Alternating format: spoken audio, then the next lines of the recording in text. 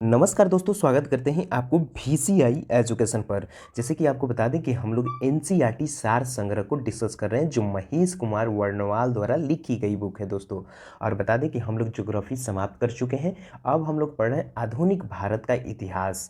जैसे ही इस टॉपिक को समाप्त करेंगे उसके बाद हम लोग साइंस की ओर बढ़ जाएंगे। साइंस में तीनों सब्जेक्ट है, उसको हम लोग बारी बारी से करेंगे। अभी हम लोग दोस्तों कर रहे हैं आधुनिक भारत के इतिहास, और इसमें हम लोग का ये 5वां वीडियो है, जिसमें आज हम लोग डिस्कस करने वाले हैं ब्रिटिश शासन का भारतीय अर्थव्यवस्था पर प्रभाव। मतलब कि आपको मालूम होना चाहिए कि यहाँ पर ब्रिटिशों का अधिकार होता था, और जब वो शासन करते थे तो भारत में जो इकोनॉमिकल रेट था, मतलब अर्थव्यवस्था, उस पर क्या प्रभाव पड़ा, इसी के बारे में हम लोग डिस्कस करने वाले हैं। तो चलिए दोस्तों, इससे जितने भी रिलेटेड क्वेश्चन होंगे वो सारे क्वेश्चन को भी हम आपको बताएंगे, और इनसे जितने भी फैक्ट आपको देखने को मिलते हैं सारे फैक्टों पर बात करेंगे। तो आइए दोस्तों शुरू करते हैं। सबसे पहले देख सकते हैं कि बहुत सारी चीज़ें इसमें दी गई है। इन सारे टॉपिकों के बारे में बारी बारी से चर्चा करेंगे दोस्तों, और एक एक लाइन आपको बता दिया जाएगा। जैसे कि आपको ज्योग्राफी देख लीजिए, ज्योग्राफी में हम लोग पूरी चैप्टर बना दिए हैं, 2-3 वीडियो बाकी है, हम लास्ट में उसको करा देंगे दोस्तों। तो आइए आइए दोस्तों शुरू करते हैं। देख सकते हैं दोस्तों, आज का हम लोग का सबसे पहला क्वेश्चन आपके सामने है मेरे दोस्त। तो देख सकते हैं कि पहला क्वेश्चन है कि धन निष्कासन के सिद्धांत किसने प्रतिपादित किया था। आपको बताना है कि ड्रेन ऑफ वेल्थ थ्योरी, जिसको कहा जाता है धन निष्कासन के सिद्धांत, इसको किसने प्रतिपादित किया था। तो आपको मालूम होना चाहिए कि इसे दादा भाई नौरोजी ने क्या किया था, प्रतिपादित किया था। आपको दादा भाई नौरोजी के बारे में 2-3 बातें जाननी चाहिए। सबसे पहली बात कि इस सिद्धांत को दादा भाई नौरोजी ने 1867 में दिया था, और इनकी एक किताब आती थी, उस किताब का नाम क्या था, भारत में गरीबी और गैर ब्रिटिश शासन। ऐसे करके इनकी एक किताब आती थी, भारत में गरीबी और गैर ब्रिटिश शासन। उसी किताब में इस थ्योरी को दिए थे दोस्तों, और ये कब दिए थे, तो 1867 में दिए थे। एक और बात इनके बारे में जानना चाहिए कि ये दादा भाई नौरोजी एक प्रमुख भारतीय राष्ट्रवादी थे। इन्हें आर्थिक विचारक भी कहा जाता था, और उन्हें सबसे बड़ी चीज़ तो ये आपको क्वेश्चन में पूछा जाता है कि इन्हें grand old man of India के नाम से भी जाना जाता है दोस्तों। इन सारी चीज़ों के बारे में ध्यान रखिएगा दोस्तों। आइए अगला क्वेश्चन देख सकते हैं दोस्तों। ऐसे करके फैक्ट हम आपको आगे बताते चलेंगे दोस्तों। देखिए, वर्ष 1892 में लिबरल पार्टी के टिकट पर ब्रिटिश हाउस ऑफ कॉमन में चुने जाने वाले पहले भारतीय कौन थे। आपको बताना है कि लिबरल पार्टी से टिकट पर चुनाव लड़े थे ब्रिटिश हाउस ऑफ कॉमन। समझ सकते हैं, लंदन में जाकर चुनाव लड़ते हैं और जीत भी जाते हैं। तो उन मतलब कब लड़ते हैं दोस्तों, वर्ष 1892 में। कहाँ, तो ब्रिटिश हाउस ऑफ कॉमन में। किस पार्टी से, तो लिबरल पार्टी से। और वो कौन पहले भारतीय थे, तो ये थे दादा भाई नौरोजी। देखिए, इनके बाद बहुत से भारतीय जाएंगे वहाँ, चुनाव लड़ेंगे, कोई हारेंगे कोई जीतेगा, लेकिन सबसे पहले जो ब्रिटिश में जाकर चुनाव लड़ते हैं और जीतते हैं तो वो दादा भाई नौरोजी थे दोस्तों। इस बात को आपको भूलना नहीं चाहिए, याद रखना चाहिए। आइए अगला क्वेश्चन देख सकते हैं मेरे दोस्त कि poverty and on British rule in India नामक पुस्तक किसने लिखी। देख सकते हैं, poverty and on British rule in India, इस पुस्तक को किसने लिखा था, तो इस पुस्तक को यही दादा भाई नौरोजी ने लिखे थे। तो देख सकते हैं 3-4 फैक्ट भी दिया था, और क्वेश्चन भी है दोस्तों दादा भाई नौरोजी से, जो आपके एग्जाम और पॉइंट व्यू से बहुत ही ज़्यादा इंपॉर्टेंट है दोस्तों। एक और बात हम आपको बताएंगे कि अभी तक चैनल को सब्सक्राइब नहीं किए हैं दोस्तों तो कर लीजिए, ताकि हम भी मोटिवेट हों और आपके लिए नए नए नोट्स, नए नए चीज़ें लाने की प्रयास भी करें। तो चलिए दोस्तों, अगला क्वेश्चन देख सकते हैं मेरे दोस्त। अगला क्वेश्चन है कि ये विचार किसने दिया कि भारत में ब्रिटिश आर्थिक नीति, देख सकते हैं दोस्तों, विचार किसने दिया कि भारत में ब्रिटिश आर्थिक नीति घिनौनी है। तो ये कार्ल मार्क्स ने दिया था दोस्तों। तो इस बात को भी ध्यान रखिएगा। आइए अगला क्वेश्चन देख सकते हैं मेरे दोस्त। अगला क्वेश्चन है कि औपनिवेशिक अर्थव्यवस्था की श्रेष्ठतम पुस्तक इंडिया टुडे का लेखक कौन है। देखिए, औपनिवेशिक अर्थव्यवस्था का श्रेष्ठतम पुस्तक इस माना जाता है इंडिया टुडे को, और इसको किसने लिखा था, तो रजनी पाम दत्त ने लिखा था। तो याद ले रखिएगा कि इंडिया टुडे का लेखक कौन है, रजनी पाम दत्त। और इस पुस्तक में किस चीज़ की चर्चा की गई है, औपनिवेशिक अर्थव्यवस्था की चर्चा। तो आइए आगे देख सकते हैं दोस्तों। अगला क्वेश्चन आपके सामने है कि वर्ष 1907 में टिस्को की स्थापना किसके द्वारा की गई? तो ये की थी JN टाटा के द्वारा, जमशेदजी टाटा के द्वारा इसकी स्थापना की गई दोस्तों। आइए अगला क्वेश्चन देख सकते हैं मेरे दोस्त कि कुटीर उद्योगों से विकास हेतु ऑल इंडिया स्पिनर्स एसोसिएशन की स्थापना किनके द्वारा की गई? तो ये अपने महात्मा गांधी के द्वारा की गई दोस्तों, इस बात को भी ध्यान रखिएगा। आइए अगला क्वेश्चन बहुत ही ज़्यादा इंपॉर्टेंट हो जाता है कि वर्ष 1854 में बॉम्बे स्पिन और वीविंग कंपनी की सूती वस्त्र की फैक्ट्री किसके द्वारा स्थापित की गई? तो ये स्थापित की गई कवची डाबर के द्वारा। तो ये भी चीज़ याद रखिएगा दोस्तों। आइए अगला क्वेश्चन देख सकते हैं कि वर्ष 1855 में भारत का प्रथम जूट मिल कहाँ स्थापित किया गया? तो ये स्थापित किया था श्रीरामपुर, और श्रीरामपुर कहाँ है? तो पश्चिम बंगाल में है। तो प्रथम जूट मिल पश्चिम बंगाल में लगा था दोस्तों, और पश्चिम बंगाल में पूछा जाए कहाँ लगा था तो श्रीरामपुर में लगा था दोस्तों, तो इस बात को भी भूलना नहीं है। आइए भारत का प्रथम चाय बागान देख सकते हैं, भारत का प्रथम चाय बागान कब स्थापित किया गया? तो 1833 में किया गया दोस्तों। आइए प्रसिद्ध इतिहासकार जिसका नाम है KM पनिकर 1765 से 72 ईस्वी के काल में डाकू राजा कहा जाता था। मतलब कि प्रसिद्ध इतिहासकार थे जिनका नाम था KM पनिकर, उनको 1765 से 72 के बीच में काला को डाकू राजा कहा जाता था। आइए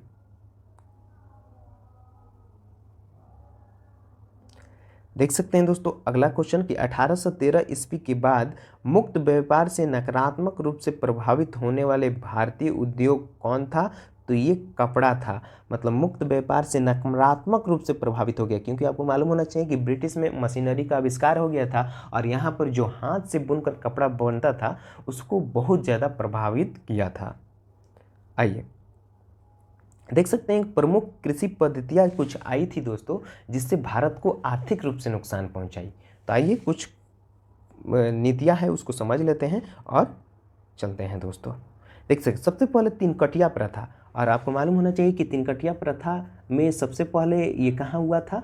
तो ये हुआ था बिहार के पश्चिम चंपारण में। थोड़ा इसके बारे में पढ़िए ये क्या थी तीन कटिया प्रथा। तो देख सकते हैं कि इस प्रथा के अंतर्गत चंपारण बिहार के किसानों को अपने अंग्रेज बगान मालिकों के अनुरूप, देखिए बगान मालिकों के अनुबंध पर अपनी भूमि को 3/20 समझ सकते हैं दोस्तों, 3/20 भाग पर नील की खेती करना अनिवार्य होती थी।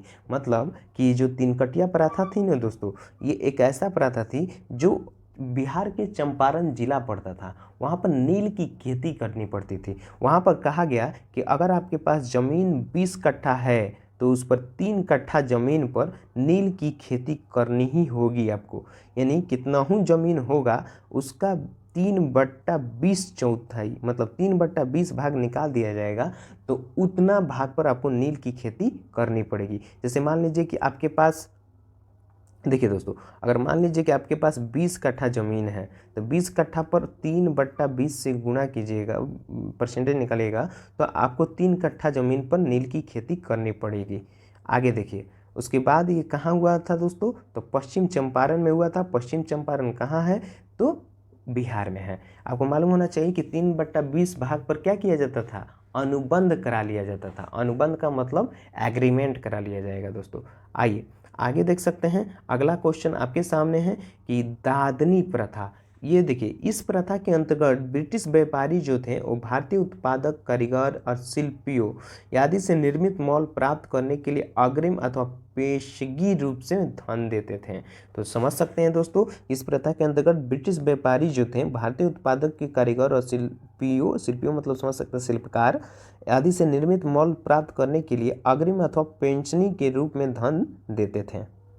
आइए आगे क्वेश्चन देख सकते हैं, बहुत ही ज़्यादा इंपॉर्टेंट हो जाता है जो बहुत ज़्यादा, अगर ये समझ लेते हैं तो आपको बहुत ज़्यादा हेल्प मिलेगी दोस्तों, और हम इसको आपको पूरी डिटेल में बताएंगे दोस्तों। लेकिन यहाँ पर देखिए और आपसे एक रिक्वेस्ट करेंगे कि आप लोग क्लास 8 का SCERT बुक होता है वहाँ पर इस चीज़ को पढ़िएगा तो आपको बहुत डिटेल में समझ कर आएगी दोस्तों। तो यहाँ पर पढ़ लीजिए, हम आपको बता देते हैं। लेकिन एक बार SCERT बोर्ड जो बिहार सरकार की है वहाँ पर इस पुस्तक में ये सारी चीज़ों को डिटेल में दिया गया है। तो उसको पढ़िएगा, आपका कॉन्सेप्ट पूरी तरीके से क्लियर हो जाएगा। हालांकि यहाँ पर हम क्लियर करा देंगे दोस्तों। देख सकते हैं कि ब्रिटिशकालीन भू राजस्व व्यवस्था। देखिए ब्रिटिशकालीन भू राजस्व व्यवस्था क्या है, इसके बारे में समझिए। सबसे पहले आपको मालूम होना चाहिए ब्रिटिशकालीन भू राजस्व व्यवस्था को क्या कहा जाता है। तो देख सकते हैं कि इसको अस्थाई बंदोबस्त भी कहा जाता है। देखिए ये कब हुआ, तो आपको मालूम होना चाहिए कि ये 1792 यानी 93 के बीच में इसको किया गया। ये क्या था, देखिए यह एक महत्वपूर्ण राजस्व व्यवस्था था। समझ सकते हैं कि यह एक महत्वपूर्ण राजस्व प्रबंध प्रणाली भी इसको कहा जाता था दोस्तों। ये ब्रिटिश भारत में ब्रिटिश ईस्ट इंडिया कंपनी द्वारा लागू किया गया था और यह प्रणाली मुख्य रूप से जमीन से संबंधित था। मतलब जमीन आपके पास है तो उसके बदले आपको कर देना पड़ता था, इसीलिए इसको बनाई गई थी दोस्तों। इसका उद्देश्य था कि भूमि राजस्व को स्थिर और अस्थायी बनाना, मतलब एक जगह रखना। और इसका देख सकते हैं कि इसका मुख्य उद्देश्य था कि जमीन मालिक या जमींदार जो भी हैं उनको एक निश्चित स्थिर या वसूला जाए जो कृषि उत्पादन या बाजार की स्थितियों पर निर्भर न हो। मतलब कहने का मतलब ये हुआ दोस्तों कि आप मतलब कि किसान मालिक चाहे जो भी लोग थे उनको ये कहा गया कि आपको इस तरीके से मतलब कि उनसे कर वसूला जाएगा कि वो ये नहीं कहेंगे कि हम बाज़ार में बेच लेंगे तो देंगे, चाहे हमारे पास उपज तो अभी कहाँ हुआ है तब देंगे, नहीं। एक अस्थाई डेट बनाया गया है इसमें कि कर वसूलने का ये अस्थाई डेट रहेगा। तो यही था। और आपको मालूम होना चाहिए कि ये प्रणाली 1792 के आसपास लागू हुई थी और इसे ब्रिटिश साम्राज्य के राजस्व के स्थिर स्रोत के रूप में स्थापित किया गया था। मतलब कि एक फिक्स डेट पर आपसे कर वसूला जाएगा, इसलिए इसको बनाया गया था। आपको इसके बारे में डिटेल जानना है तो आप जानिए कि अस्थायी बंदोबस्त का उद्देश्य क्या है। इसका उद्देश्य था कि जमीन की राजस्व दर को स्थिर और अस्थायी बनाना, ताकि ब्रिटिश सरकार को हर साल एक निश्चित राजस्व मिल जाए।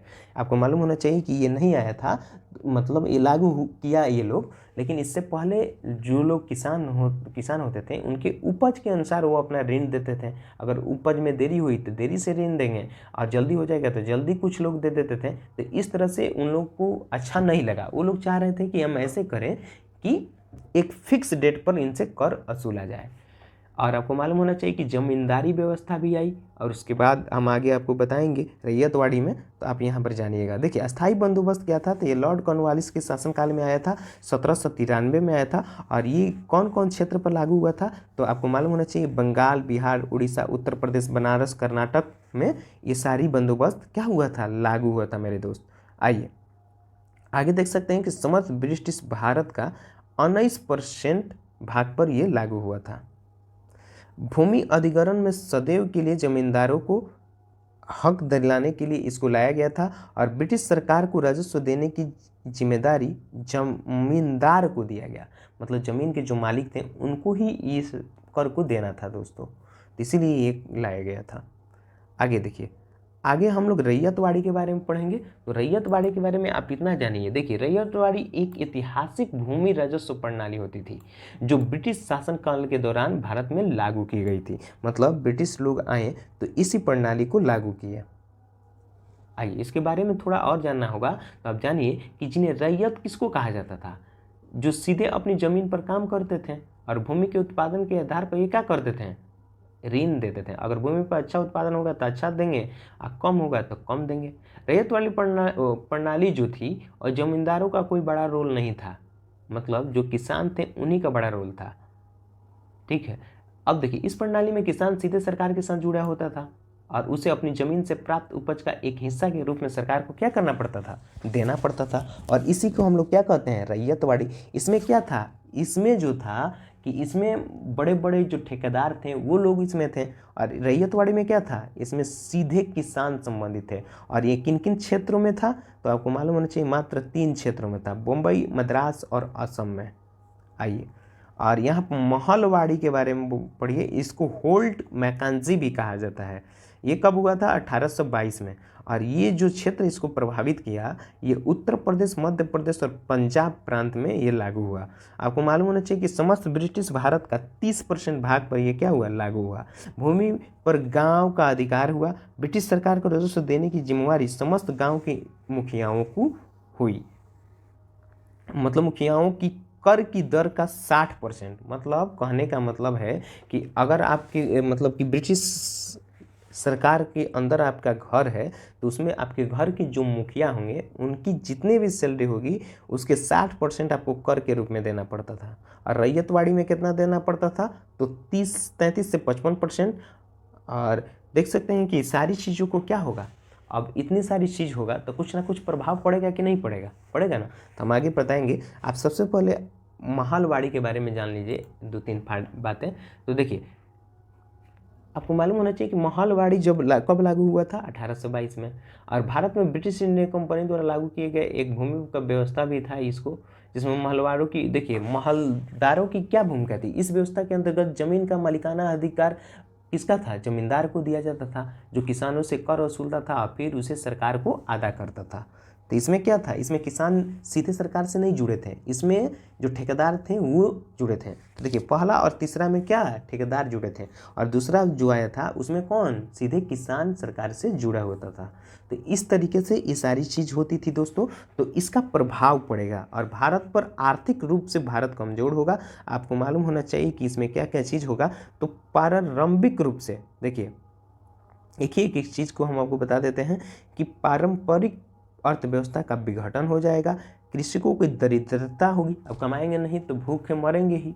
आगे देखिए, कृषि की ठहराव तथा अवनति होगी, मतलब कृषि का काम नहीं होगा, काम रुक जाएगा, लोग परेशान हो जाएंगे। पुराने जमींदारों का उन्मूलन तथा नए जमींदारों का उदय होगा। कृषि का वाणिज्यिकरण होगा, मतलब अनुबंध होगा। आइए आगे वाला क्वेश्चन देख सकते हैं दोस्तों, वह कौन सा भू राजस्व व्यवस्था थी जो सर्वाधिक ब्रिटिश क्षेत्रों पर लागू थी, तो रैयतवाड़ी। रैयतवाड़ी जो व्यवस्था थी दोस्तों, ये कहाँ लागू होती थी, तो ये ब्रिटिश क्षेत्रों पर लागू होती थी। अस्थाई बंदोबस्त का सिद्धांत किसने दिया, भू राजस्व के निर्धारण से हुआ दोस्तों। और देखिए, और यहाँ तक हम लोग का जो ब्रिटिश शासन का भारतीय अर्थव्यवस्था पर जो प्रभाव था वो टॉपिक समाप्त होता है। आप इसके बारे में थोड़ा फैक्ट जान लीजिए दोस्तों कि भारत में रेलवे का जनक, लॉर्ड डलहौजी को भारत का रेलवे का जनक माना जाता था। डलहौजी के प्रयत्न के कारण महाराष्ट्र में सन 1853 में मुंबई से थाने के बीच प्रथम रेल भी चलाई गई थी। तो ये भी बात ध्यान रखिएगा, ये आपकी एग्जाम और पॉइंट व्यू से बहुत ही ज़्यादा इंपॉर्टेंट हो जाता है।